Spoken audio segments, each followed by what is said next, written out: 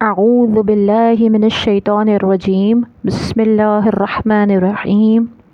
معزز سامعین کرام، السلام علیکم ورحمۃ اللہ وبرکاتہ۔ قصہ ایک عورت کا۔ ابوالحسن سراج رحمۃ اللہ علیہ کہتے ہیں کہ میں ایک مرتبہ حج کو گیا۔ میں طواف کر رہا تھا، میری نگاہ ایک ایسی حسین عورت پر پڑی جس کے چہرے کا حسن چمک رہا تھا۔ میں نے کہا، واللہ ایسی حسین عورت میں نے آج تک نہیں دیکھی۔ یہ اس کے چہرے کی ساری رونق اس وجہ سے ہے کہ اس کو کبھی کوئی رنج و غم نہیں پہنچا۔ اس نے میری یہ بات سن لی، کہنے لگی، تم نے یہ کیا کہا؟ واللہ میں غموں میں جکڑی ہوئی ہوں اور میرا دل فکروں سے اور آفتوں سے زخمی ہے، اور کوئی بھی میرے غموں میں میرا شریک نہیں رہا۔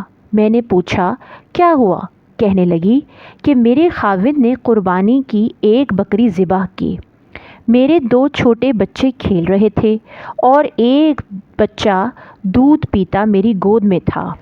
میں گوشت پکانے کے لیے اٹھی تو ان دونوں لڑکوں میں ایک نے دوسرے سے کہا، میں تجھے بتاؤں کہ ابا نے بکری کس طرح ذبح کی؟ اس نے کہا، بتا تو۔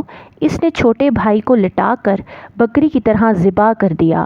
پھر وہ اس کو ذبح کر کے ڈر کے مارے بھاگ گیا اور پہاڑ پر چڑھ گیا۔ وہاں ایک بھیڑیے نے اس کو کھا لیا۔ باپ اس کی تلاش میں نکلا اور ڈھونڈتے ڈھونڈتے پیاس کی شدت سے مر گیا۔ میں دودھ پیتے بچے کو بٹھا کر دروازے تک گئی کہ شاید خاوند کا کچھ پتہ کسی سے ملے، تو وہ بچہ گھسٹتا ہوا ہانڈی کے پاس پہنچ گیا جو چولہے پر رکھی ہوئی جوش سے پک رہی تھی۔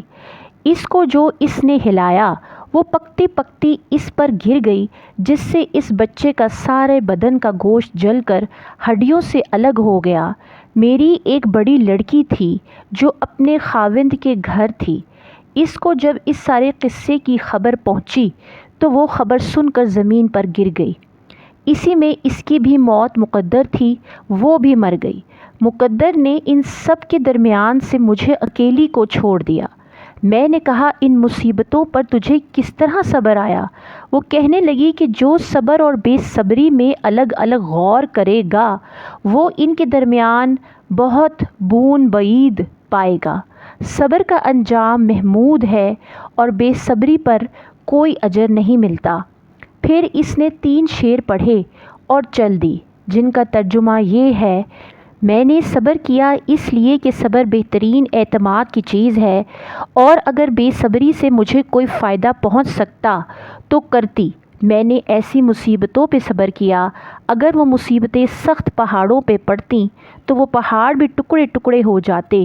میں نے اپنے آنسوؤں پہ قدرت پائی، پس ان کو نکلنے سے روک دیا تو وہ پہاڑ بھی ٹکڑے ٹکڑے ہو جاتے۔